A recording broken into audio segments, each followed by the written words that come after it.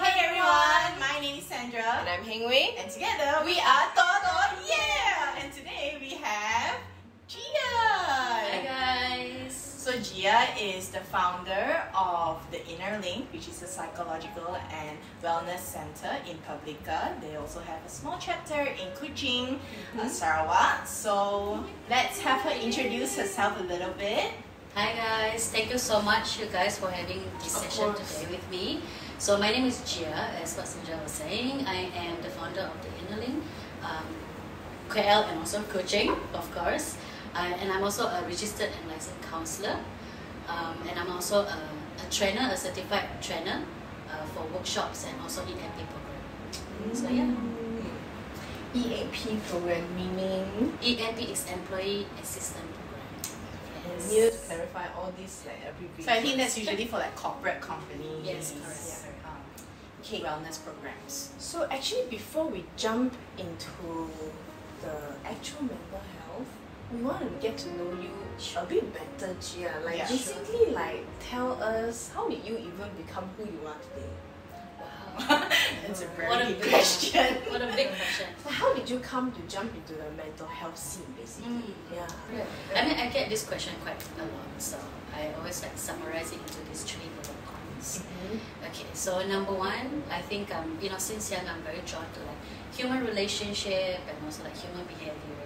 So I know that someday I'm gonna do something related to human beings, so just like human, in general. So that's one. And then number two, it's not a decision, it's a calling. So this is whatever that I'm doing right now is actually a calling. So yeah, so that's that, number two. And number three, I want to provide space for people like myself. So when I say people like myself, it will be like the queer community here in Malaysia. So yeah. Are there any other centers, like psychology centers that very provide, focused on for the queer community? I'm seeing a lot more center establishing themselves as queer friendly center, so which is good, and now we use it as a client, friendly or client affirming center instead of like queer, because like we do see people from different walks of life, right, and all that, right? What does queer affirming mean? Okay, so basically, first thing first is that all our practitioners, they have to have knowledge on LGBTQ plus community. That's number one. Yes. And number two, at least they have like a background of a research on the queer community in Malaysia. And number three, they are very, very open to see queer people. Right? So no judgment, just like a open mindset and all that, to be able to conduct sessions with the queer people in Malaysia. So now we know that the prevalence of mental health issues among Malaysians are getting higher. About 1 in 3 people are going through mental health issues. Okay, out of the 33.57 million people in Malaysia, actually 11.17%. Sorry, 11.17 million people have mental health issues. That's a lot, guys. And most of them are 16 to 19 years old. That's the most, that's insane. The biggest percentage. Yeah, that's insane. Right. The moment to actually process it. Yeah. So, like even before COVID, it's already like maybe 1 out of 3. Can you imagine like after COVID? Right. That statistics was pre-COVID? Pre-COVID. From 2015. Right. That's not even the most updated one. Okay. Yeah. So I guess now it might have increased. Yeah, because like based on World Health Organization, post-COVID has actually increased like by twofold. That's insane. Yeah. Like how are people like looking at mental health scene right now? In your opinion, Yeah, I think it's positive, to be honest. It's positive. More and more people are actually aware of their own mental health. I mean, I guess when you mentioned about 2015, that was like pre-pandemic, right? But during pandemic, I think it's like an eye-opener, right? So people are becoming more and more like oh, what is this? Why am I feeling so anxious? Why am I feeling so stressed out living with my parents? So, all like my parents so annoying, extra annoying this time around, you know. Right. So you are being stuck in the same space for the past 2 Yeah. years. And honestly, I think TikTok also provided a lot of like awareness. You know, negative and positives about it, but definitely more awareness on their mental health issues as well. So like, in terms of like people being so aware right now, like compared to before and after, like do you see people coming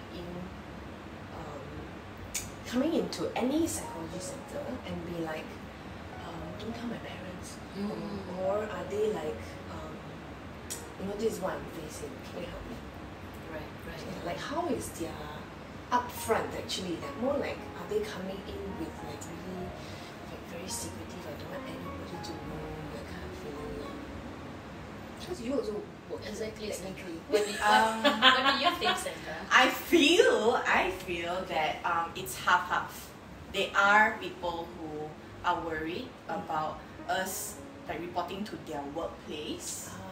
So they always ask like, oh, will my company know if I come for therapy? So I feel that with a lot of corporate workers, they are more concerned on that, on how it will look. And why is that so? Maybe it would affect their promotion and feel like, okay, you can't take enough stress, so I'm going to promote someone that does not Get affected? Yes, which is very toxic, Yeah. right? Because who would not get affected when you are going through like high stress levels? Honestly, like it's just how good you're masking it. Honestly, so most of the questions are surrounding that, less of like my parents and stuff like that. Okay. So I don't know about you. What about you, Gia? Yeah, I think one of it is actually shame, right? Yeah, because it's like it's personal and you don't mix personal with work, right? So like work is just like you put on your professional attire and you're just like, okay, this is me doing my work, right? So it's like most of the time it's like whatever I'm feeling, I'm just suppressing. Yeah, You know, I can even show if- it at work. Exactly. So you I'm a brave woman at work. Yeah. exactly. I think it's along those lines. Honestly, a lot of people still have the stigma that therapy means you're weak, or going for therapy means there's something wrong with you. But honestly, as a therapist, I feel, of course, like everyone should go for therapy. There's always something to work out. Yes. Nobody is perfect in life, guys. Honestly, Therapy is for everyone, whether or not you are going through a rough patch or not so rough patch. Yeah, even if you are a therapist yourself, Yeah. Yes. because we are all human beings, Yes. right? Exactly. Yeah. Yeah. So how did you actually get to know about music therapy? Yeah. Interesting question. You? Because I work with her. Well, okay, I think first thing first, it's like I'm very inclined to music as a person. And I use music as part of my tool in my sessions. Yeah. you Is know? that your culture? Yes, Okay. Sandra, the good one. Question. Like, what is your cultural Ethnicity. background? Yeah, like, what is your cultural and ethnicity background? Ethnicity, Yeah. Okay. Okay. I'm from Sarawak, Kuching. Yes. Okay. Yes. Okay. Okay. But I am pure Chinese. Yeah. Yeah, but my family, we are from Bidayuh, so it's like an ethnicity in Sarawak. Yeah. So in Kuching, we are very like close knitted. We are very just close to our like people, to like our family, to our friends. Yes, and Sandra get to experience that. I know. It was overwhelming for me, from someone from Cheras, honestly, because When my That dad too- came yeah. from Sarawak to here, he's like, why the people here are not that like close knitted? close knitted. Nice. Yeah. Are you from? My dad is. My dad's from Cebu actually. Yeah. Yeah. Okay. So in your culture, that there's a lot of use of music. Music. We hear music since we were young because of the festive that we have, right? Especially like gawai and the sound and all the the melody, the dancing. Wow. And it's Yeah. very healing for your culture. 100%. That's when we get together and we start dancing like Oh yeah. as a team. The only place we dance here is in Zouk. Stop it. Yeah. It's like, Hey, no violence here, Okay. okay? Yeah. No discriminating on Zoom, okay? Yeah, I'm not. I'm just saying that it's different, Yeah, it's right? different. I'm not saying that it's bad or Yeah. worse. Or, Some people do go to Zoom just to dance. Yeah, Yeah. and that Yeah. can be therapeutic for them, It's, you know? it's a proper way of releasing stress. Yeah, in a very socially acceptable way, Yes. right? Yeah. Okay. Okay. So I guess like because of how you find music to be so engaging and Yes. therapeutic, you know that's how you come to know about music therapy. Yes. Yes. What made you decide that this is good for the inner link? Yeah.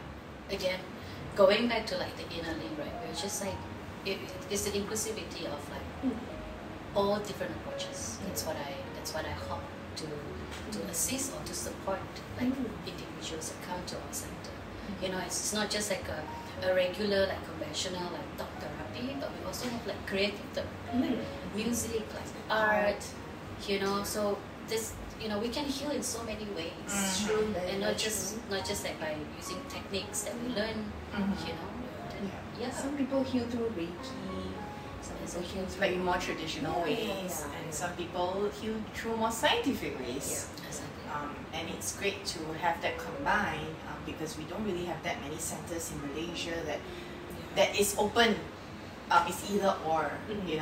this or that for that. Yeah. And to be very honest, currently I don't see much mental health centers that utilize music therapy. Mental health centers I don't think so. Not much. For There's mental a health lot centers. of early childhood, Special education. Yeah. rehab, maybe. Rehab, yeah. Yeah. Yeah. So like that's why I was like, how did Gia even come to like you like employ Sandra? That was like well.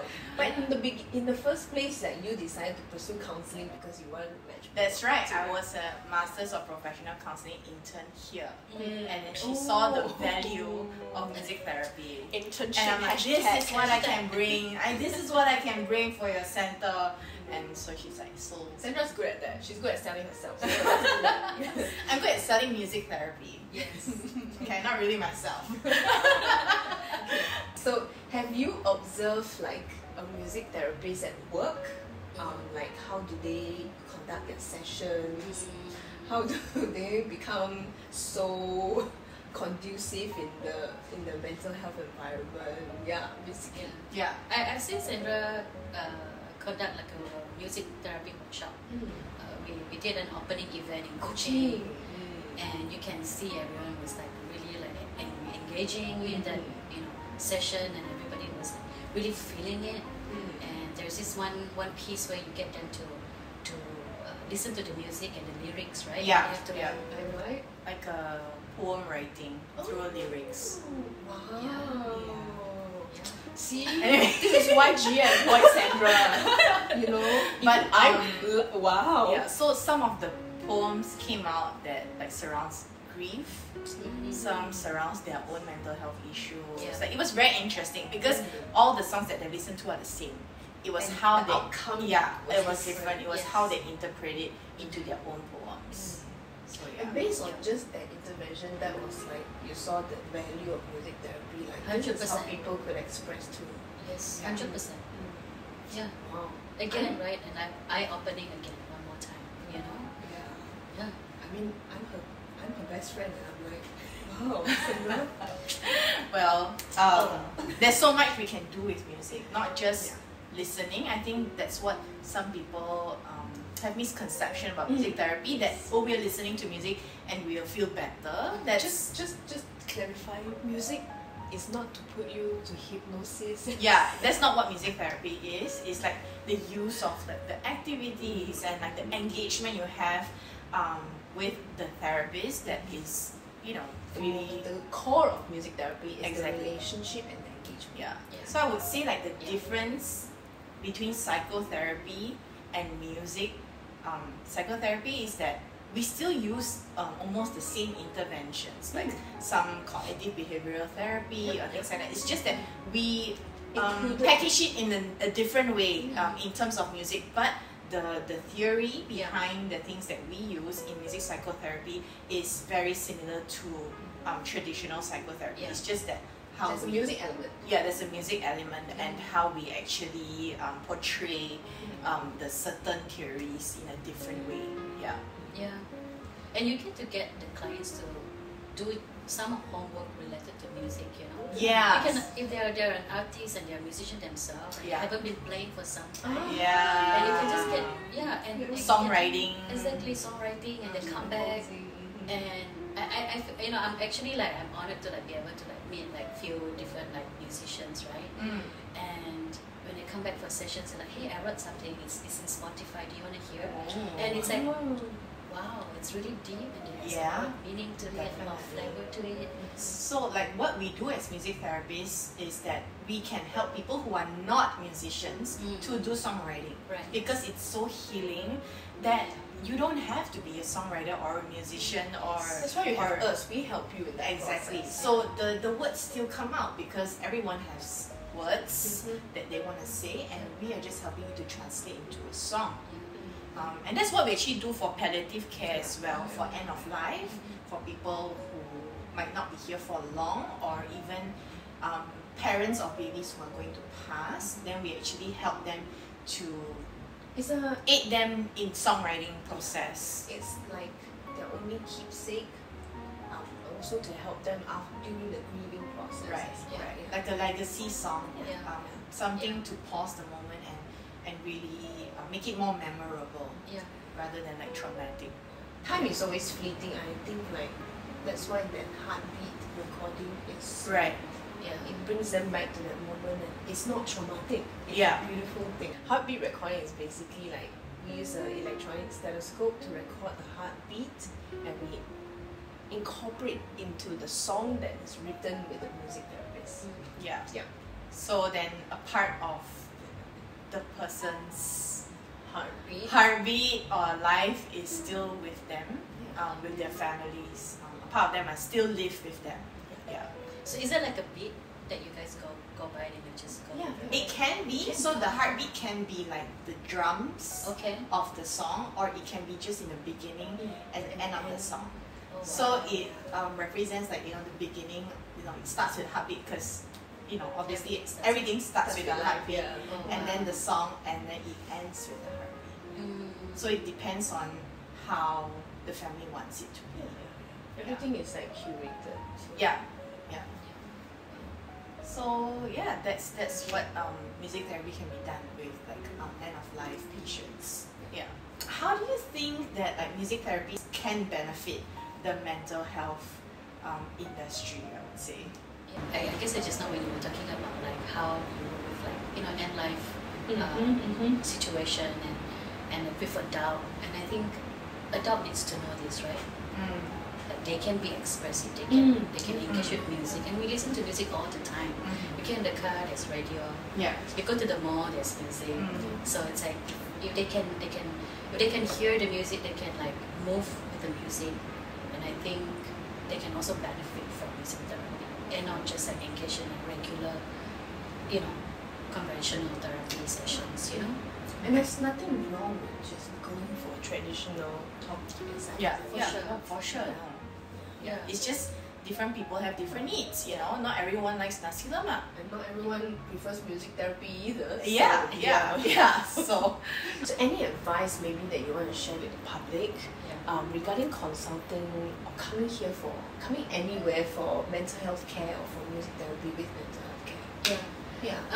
Don't do it when you think you need it. Do it because you wanna take care of your health in general. Just like how you go down to see, to seek for like annual medical checkup. Do this like a blood test. Like a blood test, exactly. If you think you're overthinking, just process it in a session with us.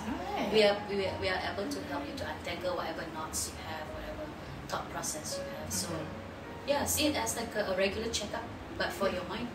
One thing interesting which you say, when you're overthinking, have somebody process it. We're planning my wedding, and I just talked to my therapist regarding just wedding plannings. I mean, exactly. And she's the one. And she's the one who helped me to like just sort of dial it down and be like, just like prioritize what you need to prioritize. Yeah. So what we do as like therapists is not to help you solve the issue, but help you, I guess, refocus your priorities as well as compartmentalize, like learn how to, I guess, put them in different boxes so that it's clearer for you on which to address first and what is bothering you the most. Yeah. Don't come when you feel like you need it. Come even when you feel like you don't need it. Yeah. So anyway, this is the end of our episode. Yep. And thank you for watching. Thank you very much, Gia, for coming. Thank you guys. Thank you so much. Thank you so much. So we'll catch you guys next time. Bye. Bye bye.